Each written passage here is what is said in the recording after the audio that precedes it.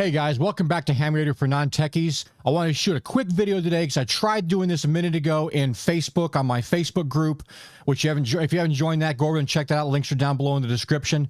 But I was trying to do a Facebook Live, and apparently I guess my settings in my recording software was way too high and Facebook couldn't handle it. So you get another YouTube video. Anywho, I was explaining in that video that the past couple months we've had issues because we had puppies over here and they was taking up the whole house and they were occupying downstairs where I usually shoot a lot of my build videos. So I wasn't able to do a whole lot because they would contaminate my audio, and I didn't want to deal with the frustration of trying to show you guys something cool and being able to properly focus on that and having puppies screaming in my ear in the background. So I kind of shut things down for a little bit, but I have been busy doing stuff, setting up new shows and other things. But one of the things I wanted to talk to you about today, and the most important thing is I've got some new stuff on the Ham Radio for Non-Techies website. So if you go to hamradiofornontechies.com, again, links are down in the description, you'll come to the front page here, and under Ham Radio Suggestions, I only have one up right now. And it's just kind of a baseline test, see if you guys like it. If you do, I'll continue doing it. You click on 7300, a new page opens up for you here. And I got a little brief description about the 7300 and my experience with it and stuff like that. And the labor-intensive part that I'm about to show you is something that might be kind of cool that'll help out people. If you're a new ham or you just got your general license and you're looking to get a new HF rig, I'm going to make something similar for this if I get good feedback from you guys, because it is very labor-intensive. On the different radios that are out there. I won't be able to do all of them. That's just impossible for me to deal with. But the most common ones that people use is 7300, 991, G90, 891, stuff like that. I can probably get those done in a couple of weeks and have it ready to roll. But anyway, if you scroll down the page here, I have a picture of the 7300. And you see these little pulsing yellow dots here. If you click on any of those dots, it tells you what that function does. So you can kind of play around with the radio virtually and just kind of see what these different functions here do. But wait, there's more.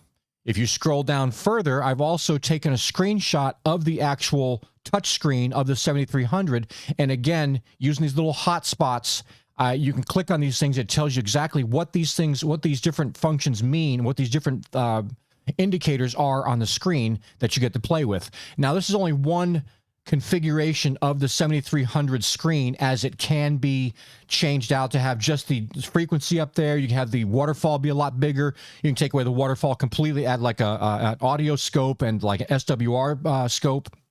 You have other things you can do, but the most general use, this is the most general view of the 7300 screen that'll pretty much give you all the information you need, and eventually down the road you'll be able to play with it once you buy one. But the idea behind this was that if you're on the fence about buying something and you don't really know what you want to get, this might help out with you to be able to play with the different features on it and learn about the radio a little bit in a virtual manner. And then that maybe would help you to get a more educated decision on what you're going to spend $1,000 or $1,500 on as far as buying another rig.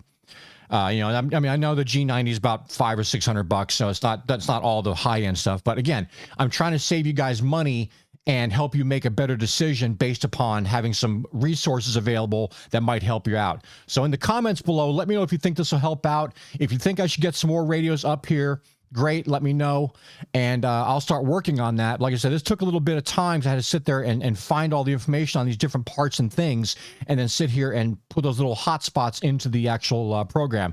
This is something I wanted to bring to you guys and hopefully help out. As again, another way for me to contribute to the ham radio community and get you guys on the air as quickly as possible and hopefully make an informed decision on a decent radio. Anyway, guys, if you like this video, again, please give me a thumbs up. And make sure you subscribe if you haven't subscribed already. Today, subscriptions are free, so just hit the subscribe button, click on the little bell, and you'll be notified when I do new videos. Until then, guys, I appreciate you watching. This is Ham Radio for Non-Techies, and we are clear.